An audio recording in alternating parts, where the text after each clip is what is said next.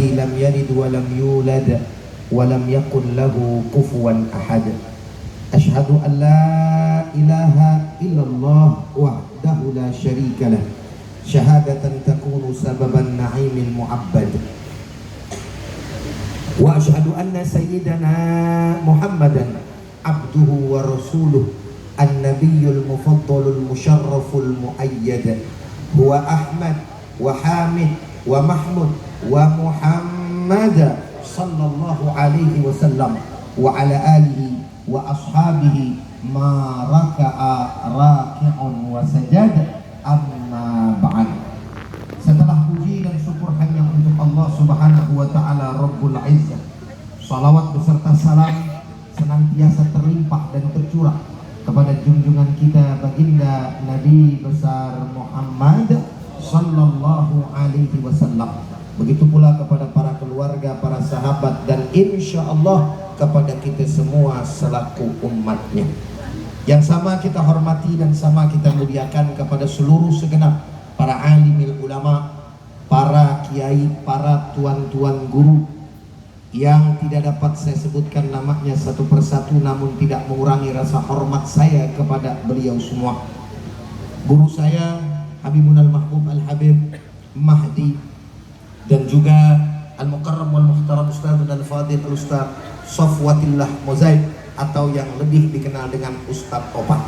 Begitu pula yang tidak kalah pentingnya yang saya hormati dan saya muliakan, yakni Gubernur Sumatera Selatan, diwakili oleh analis kebijakan utama Provinsi Sumatera Selatan, yakni Haji Rosidin Hasan.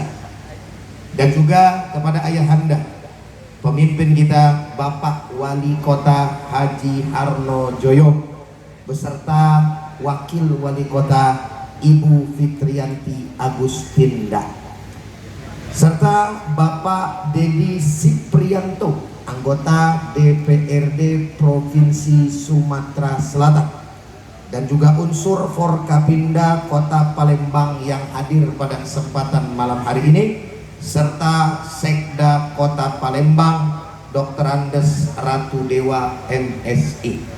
Adapun yang lainnya mohon maaf tidak saya sebutkan karena memang tidak dicatat oleh MC ini.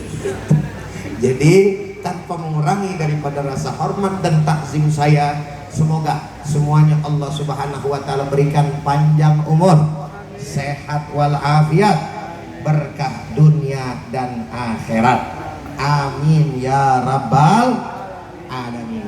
Nah, Bapak Ibu yang sama dirahmati dan dimuliakan oleh Allah Subhanahu wa taala, Bapak Wali Kota dan Ibu, sudah tadi disampaikan dua nasihat yang amat sangat luar biasa dari guru kita.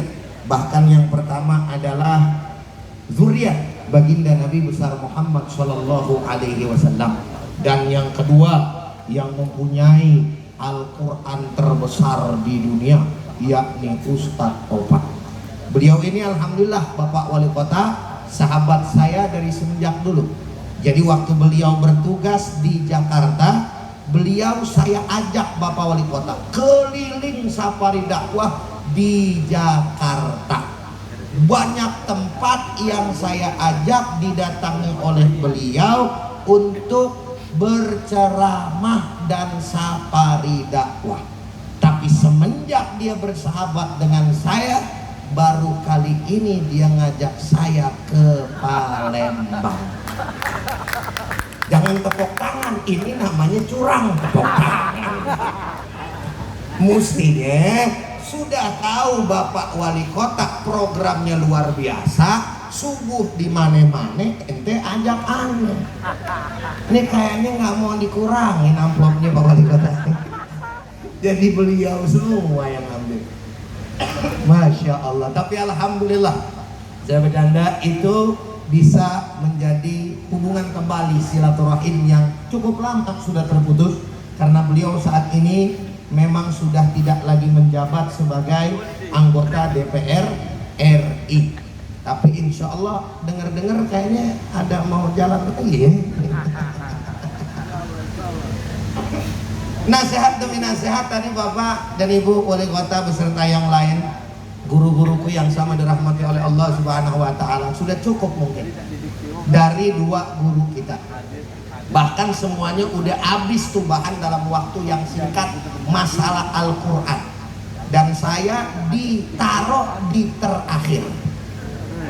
Jadi kalau kurang-kurang bahan, roman-romannya kalau orang Betawi kagak bisa ngomong nih Pak Wali.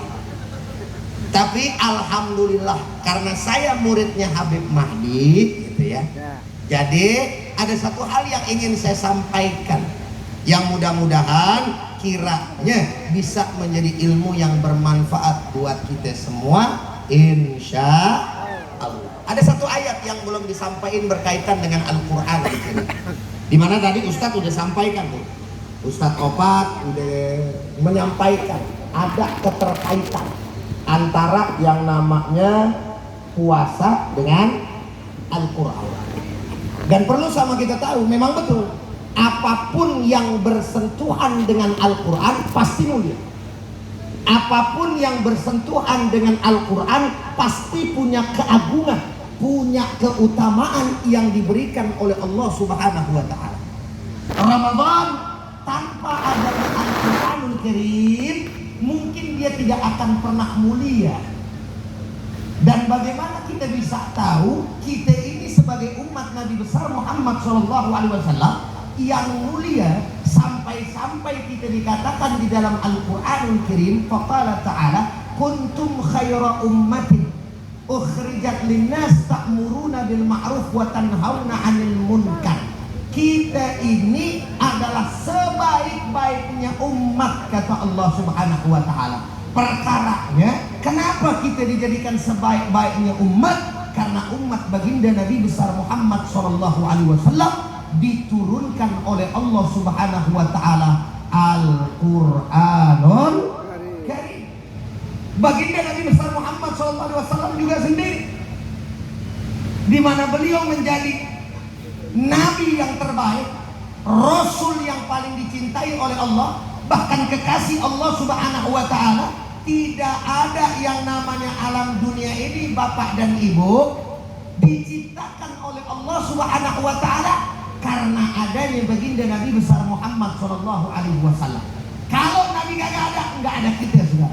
Di dalam satu kitab dikatakan hadits qudsi bahwa Allah Subhanahu wa ta'ala menyampaikan kepada kita punya Nabi besar Muhammad SAW, laulaka ya Muhammad ma khalaqtul aflaq. Kalau seandainya aku tidak ciptakan engkau ya Muhammad, aku tidak ciptakan engkau wahai kekasihku, niscaya tidak akan pernah pula aku menciptakan daripada alam semesta. Kenapa Nabi besar Muhammad SAW juga mulia?